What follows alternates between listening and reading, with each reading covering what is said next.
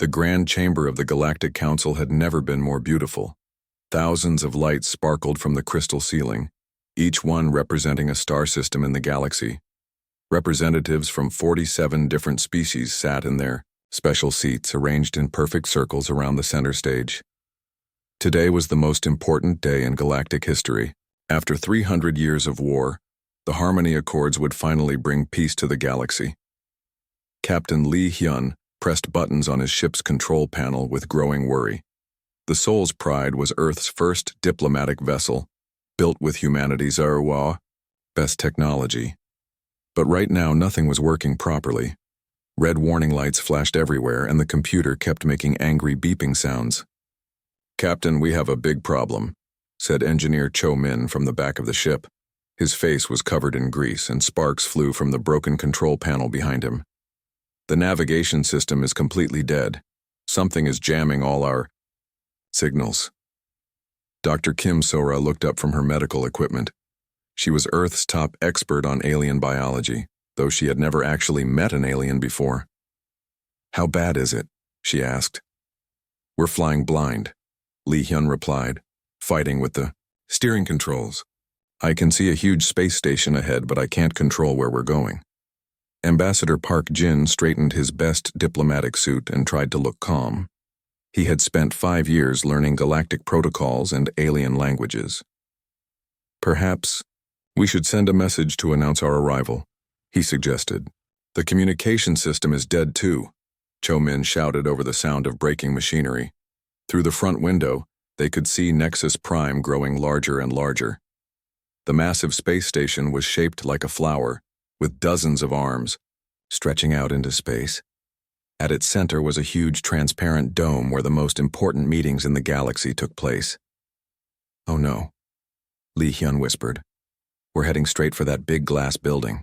Inside the council chamber, Council Speaker Velthari raised her crystal arms to address the gathered representatives. She was tall and thin, made of what looked like living diamond. Her voice rang like beautiful music when she spoke. "Today, we make history," she announced. "The Harmony Accords will end the longest war our galaxy has ever known. When we sign this treaty, peace will reign among all civilized species." The alien representatives made various sounds of agreement. Some clapped with hands, others clicked with claws, and a few made musical tones. The ceremony had taken months to plan, and every detail was perfect. High above them, through the crystal dome, stars twinkled peacefully in the darkness of space. "Before we begin the signing," Velthari continued, "let us observe a moment of silence for all those who died in the wars. May their sacrifice bring us wisdom." The great chamber fell completely silent. Thousands of beings from across the galaxy bowed their heads in respect. The only sound was the gentle hum of the space station's life support systems. Then something else appeared in the silence. A growing rumble like distant thunder. Velthari's diamond head tilted upward. Through the transparent dome, she could see a small object growing larger very quickly. "What is that?" she wondered aloud. The rumble became a roar. The small object became a ship. The ship became a very large ship moving very fast toward the dome. "Incoming vessel," shouted a security officer. "All representatives take cover." But there was nowhere to go. The Soul's Pride, spinning wildly out of control, smashed through the crystal dome like a rock through a window. Glass fragments rained down on the terrified diplomats as the human ship scraped across the floor, destroying priceless artifacts and ancient peace symbols. The ship finally stopped sliding when it crashed into the ceremonial wall of unity, which had taken 50 years to build and contained artwork from every member species. Now it was a pile of colorful rubble. Smoke poured from the Soul's Pride. Sparks flew from its damaged engines. Emergency alarms wailed throughout the station. In the sudden chaos, representatives from 47 species stared in shock at the impossible scene before them. A hatch on the side of the ship opened with a loud hiss. Captain Lee Hyun stepped out, still wearing his damaged spacesuit. His helmet was cracked, his uniform was torn, and he had a big smile on his face. "Well," he said, looking around at the destruction, "that could have gone better." Dr. Kim So-ra emerged next, carrying her medical bag. She immediately began checking Lee Hyun for injuries, completely ignoring the thousands of alien eyes watching them. Ambassador Park Jin stepped out third, straightened his tie, and tried to brush the dust off his diplomatic suit. Engineer Cho Min came last, still holding a broken piece of the navigation system. The council chamber was absolutely silent, except for the crackling of small fires and the sound of glass still falling from the broken dome. Council Speaker Velthari stared at the humans with her crystal eyes wide open. In 300 years of diplomatic service, she had never seen anything like this. What are you?" she asked in a voice that sounded like breaking bells. Captain Lee Hyun walked toward her, his boots crunching on the broken glass. He stopped a few feet away and gave her a cheerful wave. "Greetings," he said loudly. "We're from Earth, and we're here to join your space club." The silence stretched on for several more seconds. Then Representative Korthak of the Warrior Guild stood up, his forearms reaching for his ceremonial weapons. "Arrest these destroyers," he roared. "Wait," called Ambassador Park Jin, stepping forward quickly. "Please, there's been a terrible accident. Our ship was sabotaged. We meant no harm to your beautiful ceremony." "You have destroyed the wall of unity," screeched Ambassador Thysic, her snake-like body coiling in anger. "That wall contained treasures from every world in the galaxy." Dr. Kim Sora looked up from bandaging Lee Hyun's arm. "Is anyone hurt?" she asked with genuine concern. "I'm a doctor. I can help." This simple offer of help seemed to confuse the aliens even more than the crash itself. Council Speaker Velthari slowly approached the humans. "You claim to be from Earth," she said carefully. "But according to our surveys, Earth is a dead world. No intelligent life could possibly exist there." "Well," said Engineer Cho Min, "we're here, so your surveys might be wrong." "Impossible," Velthari replied. "Our surveys are never wrong." Lee Hyun shrugged. "Maybe your equipment needs fixing. Cho Min here is great with machines. He could take a look." The chaos in the chamber slowly began to calm as more aliens realized the humans didn't seem dangerous, just incredibly reckless. Some representatives began whispering among themselves in dozens of different languages. Supreme Admiral Kethvar of the Regelian Federation stood up, his metals clinking. "Whether they are from Earth or not, they have committed an act of war against the Galactic Council. They must be punished." "Actually," said Ambassador Park Jin, pulling out a folder that had somehow survived the crash, "we have official diplomatic papers. We're here to apply for membership in the Galactic Council." The aliens stared at him in amazement. "You want to join us?" asked Velthari. "After destroying our most sacred chamber?" "We'll pay for the repairs," Lee Hyun offered. "Earth has some great construction techniques." As the shocked aliens tried to figure out what to do with these strange visitors, none of them noticed the ancient monitoring systems hidden throughout the station beginning to activate for the first time in thousands of years. Deep in space, something old and patient took notice of the chaos on Nexus Prime. The humans had arrived, and nothing in the Idisium galaxy would ever be the same. 3 days had passed since the crash, and the humans were still causing problems. The Soul's Pride sat in the station's repair bay, looking like a wounded metal bird. Engineer Cho Min worked on it day and night, but the damage was worse than anyone had expected. Captain Lee Hyun stood in the temporary quarters the council had given them. The room was designed for tall, thin aliens, so everything was the wrong size. The bed was too long, the chairs were too high, and the bathroom was completely confusing. "I still can't figure out how to use their toilet," Lee Hyun complained to Dr. Kim Sora, who was studying alien biology books on her tablet. "At least you haven't accidentally declared war on anyone today," she replied without looking up. Ambassador Park Jin paced back and forth, holding a thick book called Galactic Diplomatic Protocols. He had been trying to read it for 3 days, but it was written in 17 different alien languages and made no sense. "Today is important," Park Jin said. "We're meeting with the Trade Committee. If we can make a good impression, maybe they'll forget about the whole crashing into their most important ceremony thing." A soft chime indicated someone was at their door. Park Jin opened it to find Counselor Thysic waiting outside. The snake-like alien was over 8 feet long, with beautiful green scales and intelligent yellow eyes. "Good morning, humans," Thisaki said in careful English. "I have come to escort you to the Trade Committee meeting." "Thank you," Park Jin replied with a polite bow, just like the protocol book suggested. Thisek's eyes went wide with alarm. "Please do not bow to me," she hissed. "In my culture, bowing means you are challenging me to a death match." "Oh no," Park Jin said, standing up straight. "I'm sorry, I didn't mean to challenge you." "It is forgiven," Thisek said, though she still looked nervous. "Perhaps it would be better if you simply avoid all traditional gestures until you learn what they mean." As they walked through the station's corridors, other aliens stared at the humans with curiosity and fear. Word of their arrival had spread throughout Nexus Prime. Some thought they were dangerous warriors. Others believed they were idiots who had somehow stolen a spaceship. The Trade Committee met in a large room with a round table. Representatives from 12 different species sat in chairs designed for their various body types. At the head of the table sat Chairman Vexilon, a being that looked like a purple octopus wearing expensive jewelry. "Welcome, humans, Chairman," Vexilon said through a translation device. "We are here to discuss Earth's potential trade relationships with the galaxy." Ambassador Park Jin took his seat carefully, trying not to accidentally insult anyone. "We're very excited to share Earth's products with the galaxy," he said. "What does Earth produce?" asked Representative Mordak, a rock-like creature with glowing blue eyes.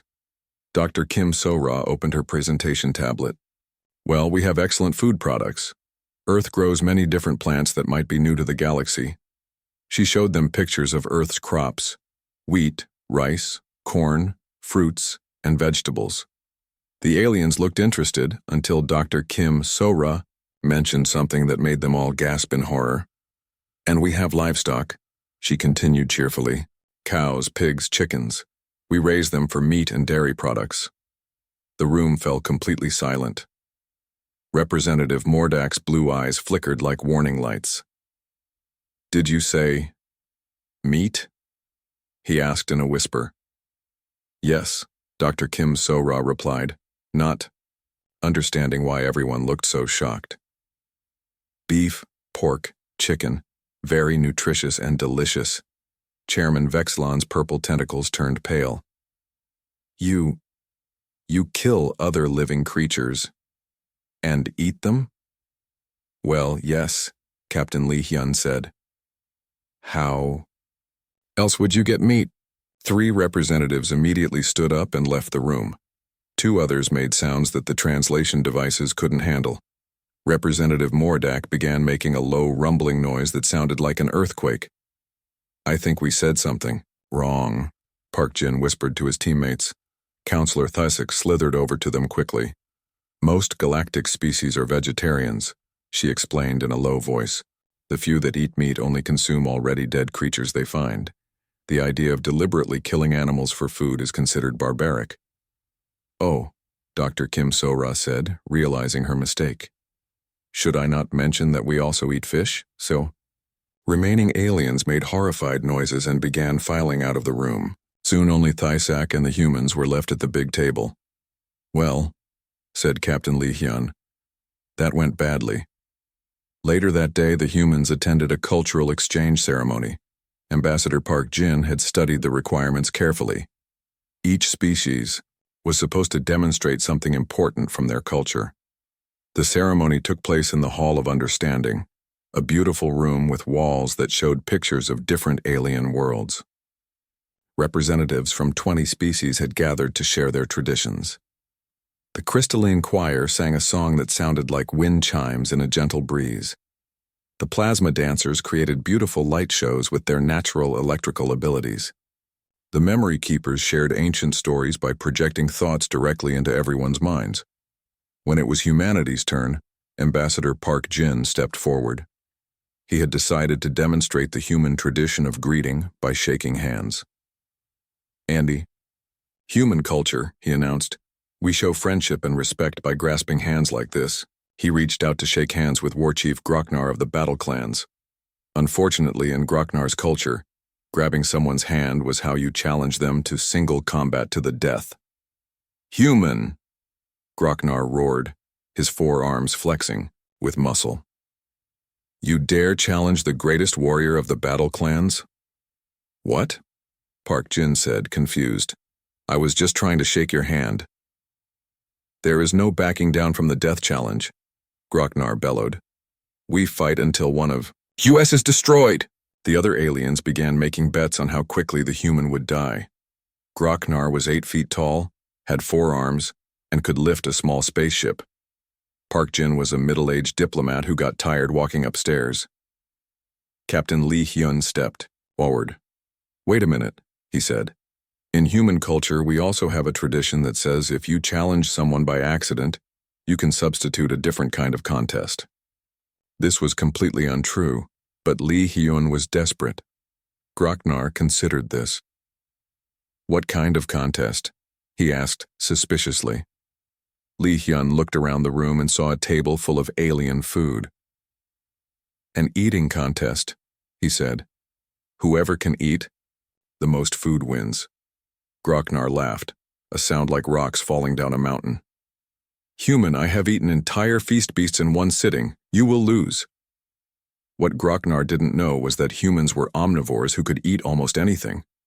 What the humans didn't know was that most aliens could only digest very specific types of food. The eating contest began. Grocknar grabbed a huge piece of crystallized fruit and bit into it confidently. Park Jin picked up something that looked like purple bread and took a careful bite. An hour later, Grocknar was lying on the floor, holding his stomach and groaning. He had eaten 3 different foods and his body was rejecting all of them. Park Jin, meanwhile, had worked his way through dishes from 12 different worlds and was still going strong. How? Grocknar gasped. How can you eat poison food from so many worlds? Dr. Kim So-ra knelt down to examine the sick warrior. It's not poison to us, she explained. Human digestive systems are very adaptable. We can process almost any organic matter. This statement caused another wave of shocked whispers among the aliens. Apparently, being able to eat anything was as unusual as being able to heal quickly. While Dr. Kim So-ra helped Grocknar recover, Engineer Cho Min was in the repair bay, making his own disturbing discoveries. The Soul's Pride's navigation system hadn't just broken down randomly. Someone had sabotaged it with technology that didn't match anything in the galactic databases. Captain, Cho Min said over his communicator, you need to see this. Our crash wasn't an accident. Someone wanted us to crash into that ceremony. Back in the Hall of Understanding, the cultural exchange had turned into an impromptu medical seminar, as Dr. Kim So-ra explained human biology to fascinated alien scientists. They couldn't believe that humans could eat so many different things, heal from injuries so quickly, and adapt to so many different environments. According to galactic evolution models, said Dr. Nalthek, the station's chief scientist, such adaptability is impossible. Species must specialize to survive. Your species should not exist. But we do exist, Captain Lee Hyun pointed out. So maybe your models are wrong. Our models are never wrong, Dr. Nalthek insisted. They are based on millions of years of observation across thousands of worlds. Then maybe, said Dr. Kim So-ra thoughtfully, humans are something new. As the day ended, the humans returned to their quarters feeling exhausted. They had accidentally started one war, ended another, confused dozens of scientists, and made their first alien friend in Counselor Thisik. But Engineer Cho Min's discovery about the sabotage worried them all. Someone had wanted them to crash into the galactic ceremony. Someone had wanted the galaxy to notice humanity. The question was, who and why? Deep in the restricted archives of Nexus Prime, ancient security systems continued to activate. Warning, signals were being sent to places that hadn't responded in thousands of years. The humans' arrival had triggered something that had been sleeping for a very long time. And in the darkness between stars, something ancient was beginning to stir. The alarm bells that started ringing throughout Nexus Prime at dawn were unlike anything the station had heard in living memory. They were deep, ancient sounds that seemed to come from the very bones of the space station itself. Captain Lee Hyun jumped out of his too long alien bed as red lights flashed in his quarters. "What's happening?" he called to his team. Dr. Kim So-ra was already at her computer trying to access the station's information systems. "All the databases are locked down," she reported. "Emergency protocols are active, but I can't find out why." Ambassador Park Jin straightened his diplomatic uniform and checked his translation device. "We should find Counselor Thesek," he said. "She might know what's going on." They found Thesek in the corridor outside their quarters, her green scales, pale with worry. "Humans," she said urgently, "you must come with me immediately. The council speaker has requested your presence in the archive chamber." "What's the archive chamber?" asked Engineer Cho Min, who had grease stains on his clothes, from working on their ship all night. "It's where we keep the galaxy's oldest records," Thesek replied as she led them through corridors they had never seen before. "Most council members have never been inside. It requires the highest security clearance." The archive chamber was deep inside Nexus Prime, behind doors that looked like they were made from solid starlight. When the doors opened, the humans gasped at what they saw inside. The chamber was enormous, with walls that stretched up into darkness. Floating shelves held millions of data crystals, each one glowing with soft light. In the center of the room stood a being unlike any alien they had met before. Archivist Nalthek was old. Not just old like an elderly person, but old like a mountain or a star. His body was made of what looked like living stone, covered in symbols that shifted and changed as they watched. When he spoke, his voice sounded like echoes from the beginning of time. "So," he said, looking at the humans with eyes like deep caves, "you are the ones who have awakened the ancient protocols." Council. Speaker Velthari stood beside him, her crystal form reflecting the light from thousands of data crystals. "Archivist Nalthek has been asleep for 3,000 years, she explained. "The alarm systems woke him when you accessed our archives yesterday." Engineer Cho Min looked confused. "I only looked at some technical manuals for ship repair," he said. "I didn't think I was doing anything wrong." "You accessed records that are connected to the Apex Protocol," Nalthek explained. "Systems that have been dormant since the last Great Silence.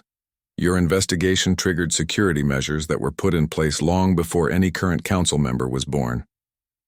The archivist moved to one of the floating shelves and selected a data crystal that pulsed with dark red light.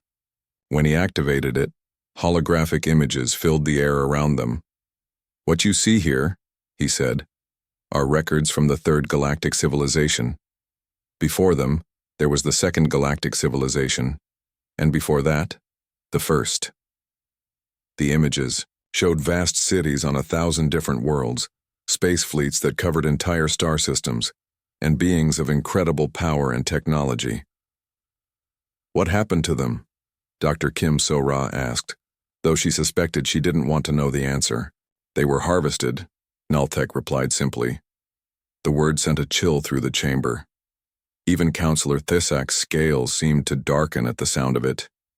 "Every few thousand years," the archivist continued, "when a galactic civilization becomes too advanced, too numerous, or too confident, something comes from the darkness beyond our galaxy. They take what they need and leave only enough survivors to start over again." Ambassador Park Jin felt his mouth go dry.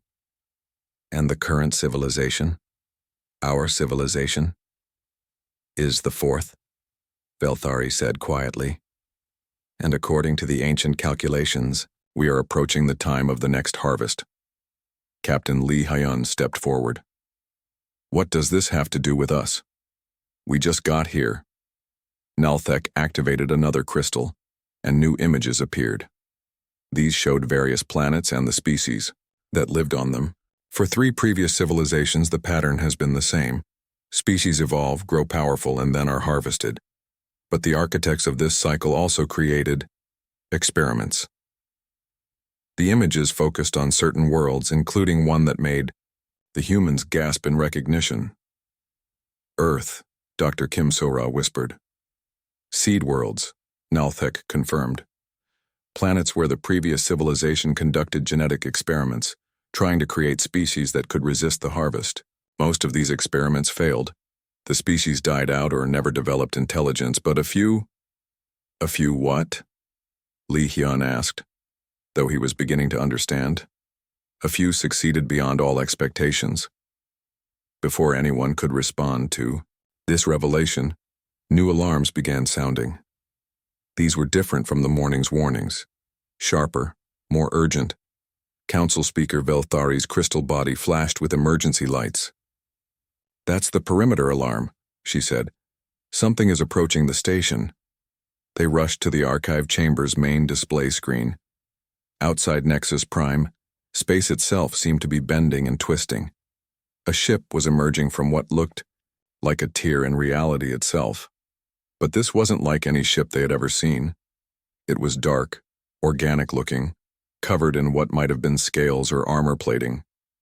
It moved through space like a living creature swimming through water. "Who are they?" Ambassador Park Jin asked. "I don't recognize that design." Nalthek's ancient eyes grew wide with what might have been fear. "That is not a ship from any current civilization," he said slowly. "That is a harvester scout vessel." The alien ship moved closer to Nexus Prime, ignoring all attempts at communication. As it approached, every system on the station began to malfunction. Lights flickered, gravity generators stuttered, and the air recycling systems made strange sounds. "They're scanning us," Engineer Chomin reported, reading from a handheld device. "But their technology is unlike anything I've ever seen. It's like they're looking through our thoughts, not just our machines." Dr. Kim Sora suddenly grabbed Captain Li Hyun's arm. "I can feel something," she said, her face pale. "Something trying to get inside my mind. It's looking for information." "Resist it," Naltek commanded urgently. "Do not let them see your memories." "How?" Dr. Kim Sora asked through gritted teeth. "Think of chaos," the archivist replied. "Think of randomness, unpredictability. Think of everything that makes humans impossible to understand." Dr. Kim Sora closed her eyes and thought about human music, human art, human jokes that made no sense to aliens. She thought about the time Captain Li Hyun had decided to fix their broken radio by hitting it with a hammer, and somehow it had worked. The pressure in her mind suddenly disappeared. The harvester ship stopped its scan and hung motionless in space for several long minutes. Then, as suddenly as it had arrived, it vanished back into the tear in reality. "It's gone," Counselor Thisak said with relief. "No," Nalthek corrected grimly. "It has seen what it came to see. Now it will report back to the others." Captain Li Hyun looked around at the worried faces surrounding him. "Report what, exactly?" "That the fourth galactic civilization has developed, a species that cannot be easily read or predicted," the archivist replied. "A species that might actually be able to resist the harvest." As if summoned by his words, another alarm began to sound. This time it came from the station's communication. "Center Captain," came Engineer Cho Min's voice over the intercom. "We're receiving reports from across the galaxy. Ships are going missing at the outer edges of known space. Colonies are losing contact with their governments, and there are sightings of strange vessels that don't match any known technology." Council Speaker Velthari's crystal form seemed to dim. "It has begun," she said quietly. "The fifth harvest is starting early." Archivist Nalthek moved to another shelf and selected multiple data crystals. "There is much you must learn," he told the humans. "About your true origins, about the nature of the enemy you face, and about why your species might be the galaxy's only hope." "Wait," Ambassador Park Jin said, holding up his hand. "Are you telling us that Earth was designed as some kind of weapon against these harvesters?" "Not a weapon," the archivist corrected. "An adaptation. Humans are not designed to destroy the harvesters. You are designed to be impossible for them to understand or control." Dr. Kim So-ra looked at her hands as if seeing them for the first time. "The genetic markers I found in human DNA, the ones that don't match galactic evolution models, are the result of millions of years of careful engineering," Naltek confirmed. "Your ancestors were modified to be adaptable, unpredictable, and resistant to mental domination. In simple terms, humans were designed to be impossible to harvest." Outside the archive chamber, the lights of Nexus Prime flickered as more reports came in from across the galaxy. The edge colonies were going dark one by one, their final transmissions speaking of shadows that moved between the stars. The harvest had begun, and for the first time in galactic history, the prey might be able to fight back. But first, the humans would need to learn the full truth about who they really were and what they were designed to do. Deep in the archives, archivist Nalthek began selecting the most dangerous and secret records in galactic history.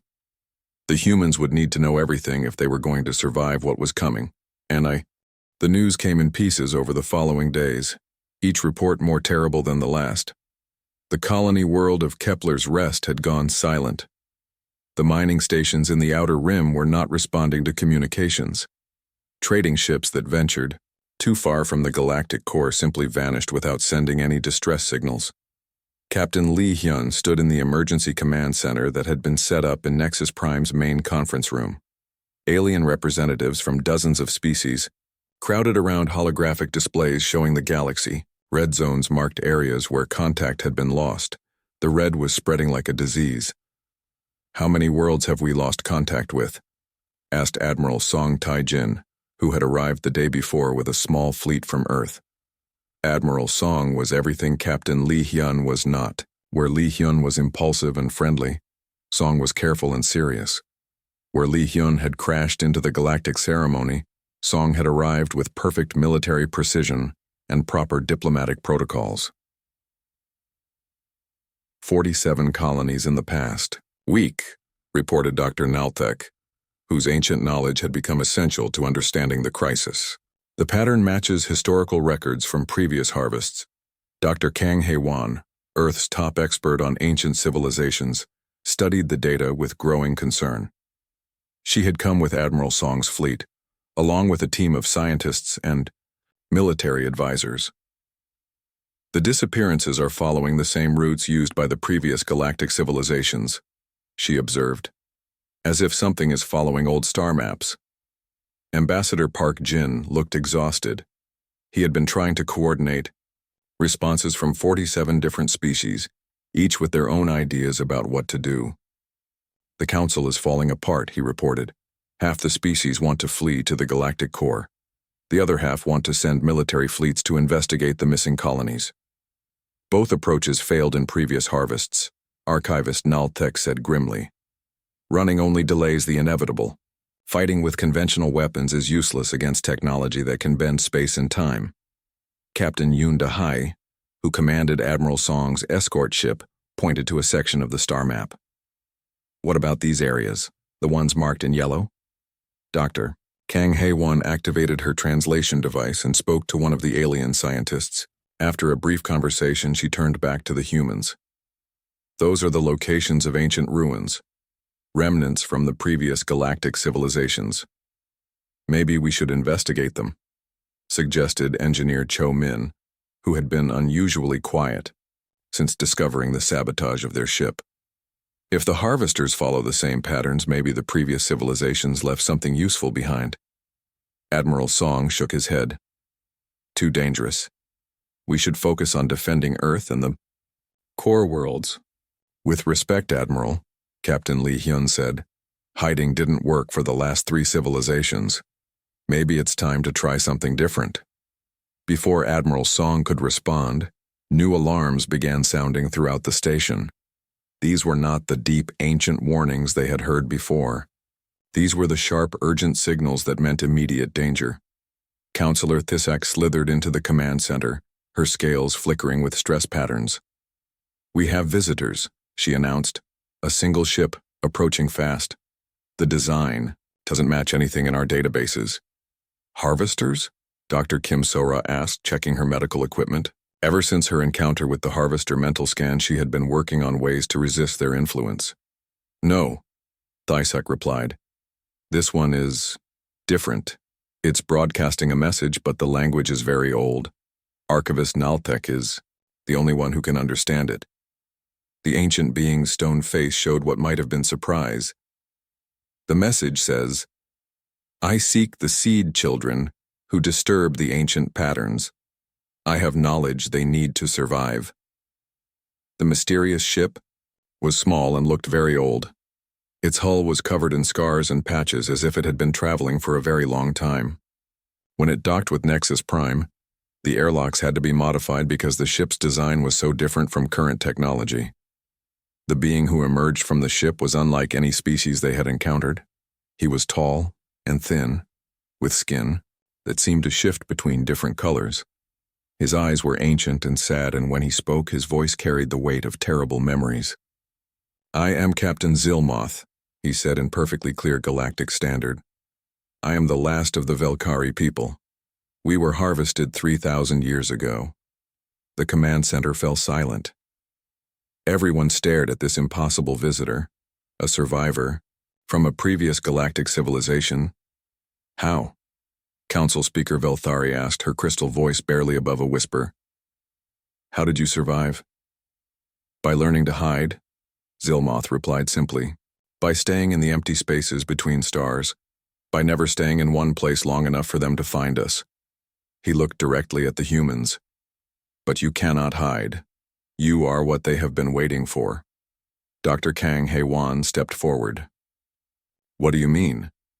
The harvesters are not just destroying civilizations at random, Zilmoth explained. They are waiting for something specific, a species that can resist their control, a species that can adapt to anything they encounter. His strange eyes fixed on Captain Lee Hyun.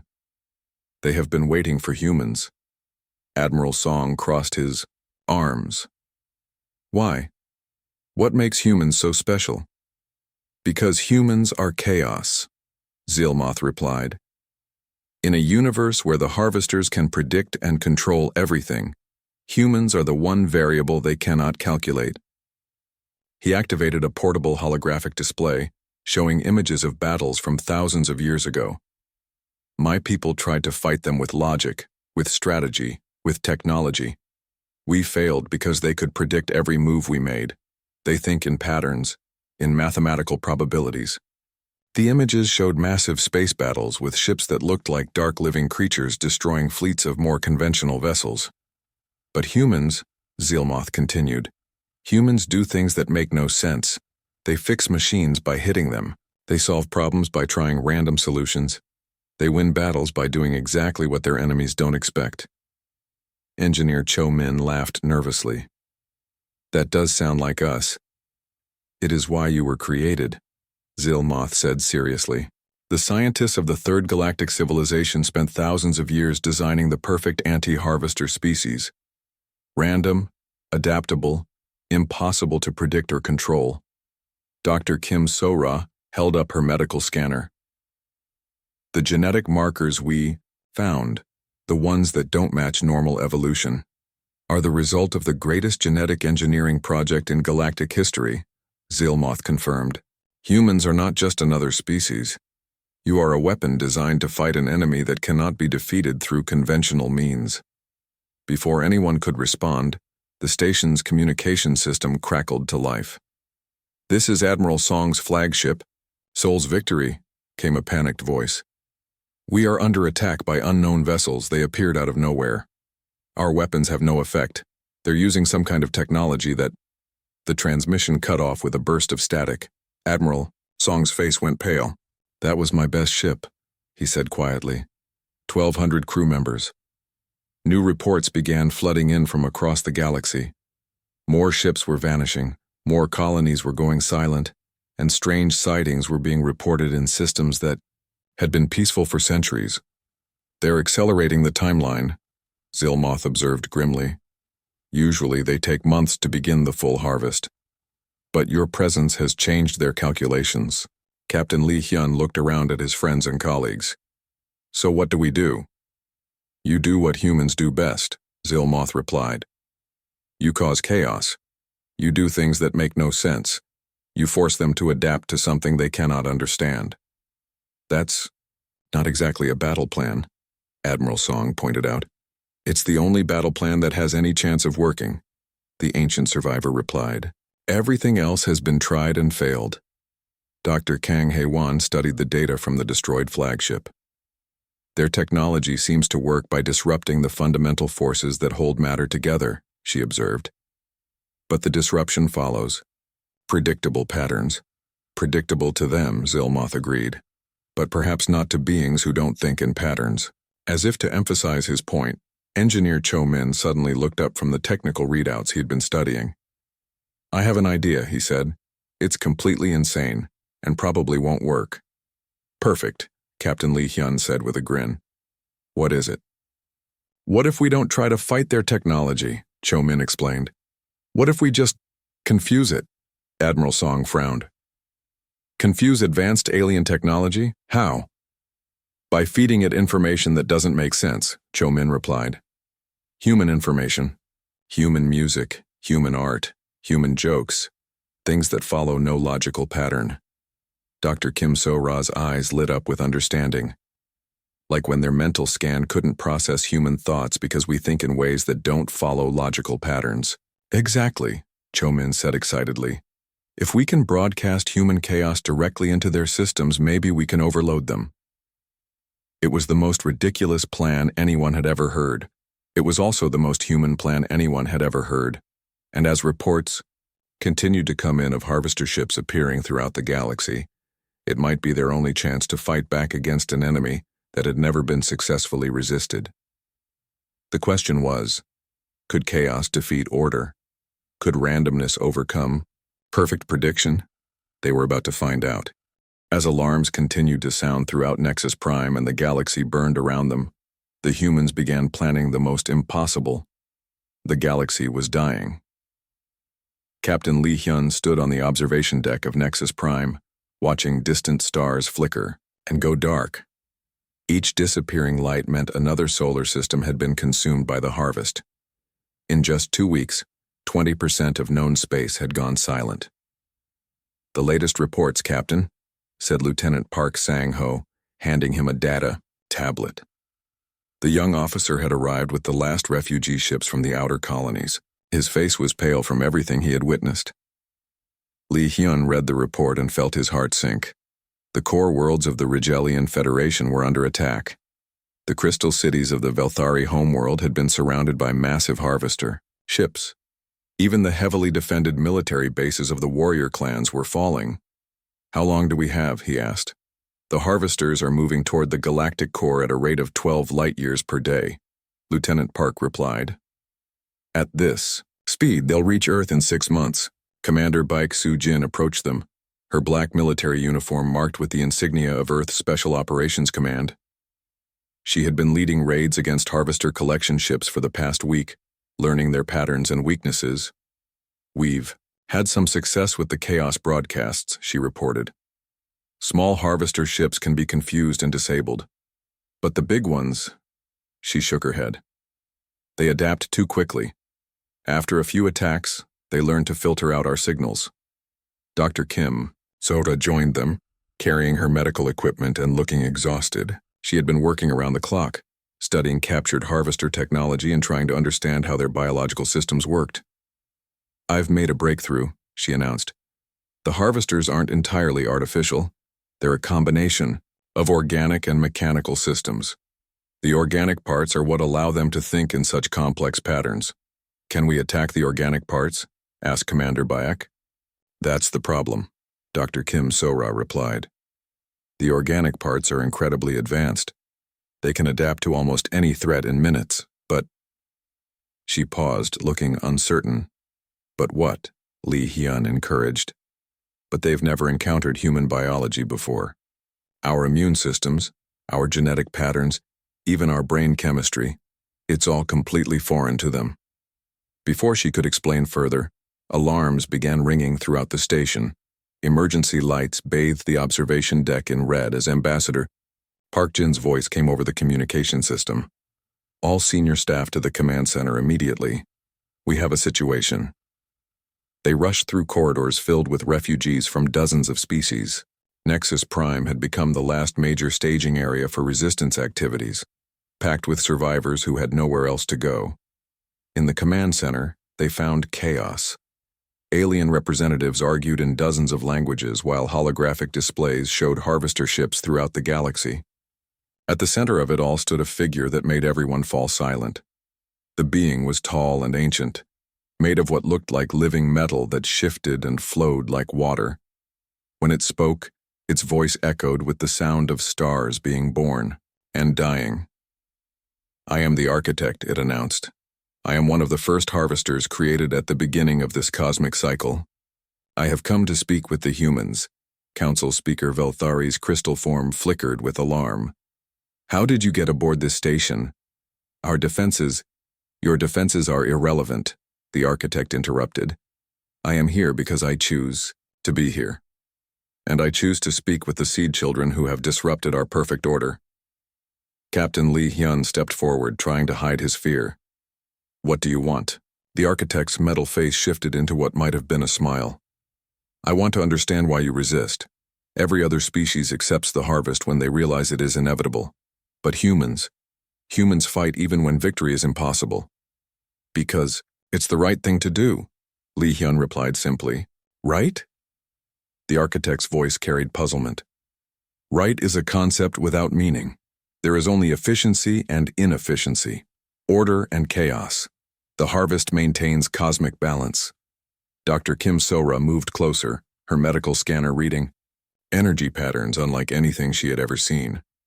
"Cosmic balance? You're destroying entire civilizations." "We are preventing cosmic catastrophe," the architect corrected.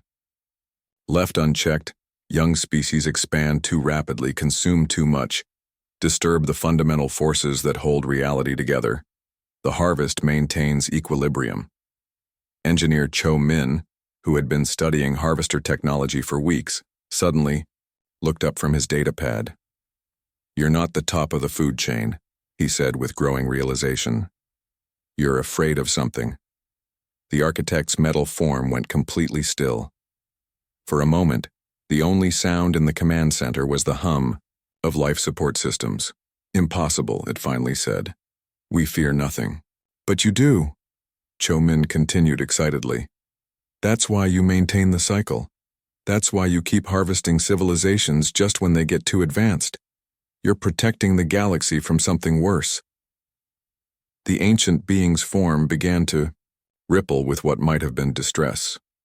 "You cannot understand the forces that exist beyond your small galaxy, the entities that consume not just matter and energy, but the laws of physics themselves." "The ancient enemy," whispered archivist Nalthek, who had been silent throughout the encounter. "The legends speak of beings from the void between galaxies." "Not legends," the architect confirmed grimly. "Reality. They have been working their way through the universe for billions of years. They are coming to this galaxy, and when they arrive, nothing will survive unless we maintain the proper balance." Commander Baek Soo-jin raised her weapon, though she knew it would be useless.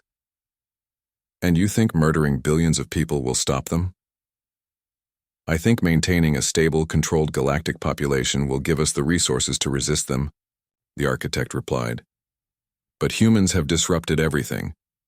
Your chaotic nature, your unpredictable evolution, your resistance to our control, you are destroying the careful balance we have maintained for millions of years."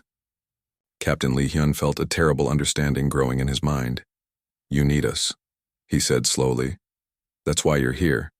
The ancient enemy is coming sooner than expected, and your perfect order isn't working anymore." The architect's metal form began to lose its shape, becoming more liquid. "The cosmic equations have changed. Variables that should be constant are shifting. Patterns that have remained stable for eons are breaking down. And it all began when humans emerged from their small world." Dr. Kim Sora checked her scanner readings and gasped. "Your quantum signature is destabilizing," she observed. "Being near humans is affecting your molecular structure." "Yes," the architect admitted. "Human chaos is infectious. It spreads through quantum fields, disrupting ordered systems wherever you go. You are a virus in the cosmic order." "Good," said Captain Lee Hyun with a grin that contained no humor. "Maybe it's time for a new order." "You do not understand the consequences," the architect warned, its form continuing to destabilize. "Without the harvest cycle, without population control, Without the careful balance we maintain, this galaxy will fall to the ancient enemy, and then they will move on to the next galaxy and the next until the universe itself is consumed. Lieutenant Park Sang-ho had been quietly recording the entire conversation. "Show us," he said suddenly. "Show us this ancient enemy. If you want our help, we need to see what we're really facing." The architect hesitated, then activated a holographic display that filled the command center. What they saw made everyone step back in horror. The images showed massive entities that existed partially outside normal space-time. They moved through the void between galaxies like sharks through water, consuming entire star systems by simply passing near them. Reality itself seemed to bend and break around them. "They are not alive in any sense you would understand," the architect explained. "They are entropy given form, chaos without purpose. They exist to unmake everything that exists." "How long?" asked Admiral Song, who had been silent throughout the encounter. "Without the proper preparations, without the controlled population that the harvest provides, they will reach this galaxy in less than 50 years, the architect replied. "And when they do, everything you know will cease to exist." The command center fell silent as everyone absorbed this information. The choice before them was terrible. Accept the harvest and allow billions to die for the greater good, or resist and risk the destruction of everything. Captain Lee Hyun looked around at his friends and colleagues, then back at the ancient being. "There's a third option," he said finally. "Impossible," the architect replied. "The cosmic equations allow for only two outcomes." "That's your problem," Lee Hyun said with a smile that was pure human determination. "You're thinking in terms of equations and predictions. But humans don't follow equations, we create new solutions." Dr. Kim Sora stepped forward, understanding dawning in her eyes. "What if we don't just resist the ancient enemy? What if we change the fundamental nature of how they operate?" "Chaos fighting entropy," Engineer Cho Min added excitedly. "Randomness against pure destruction.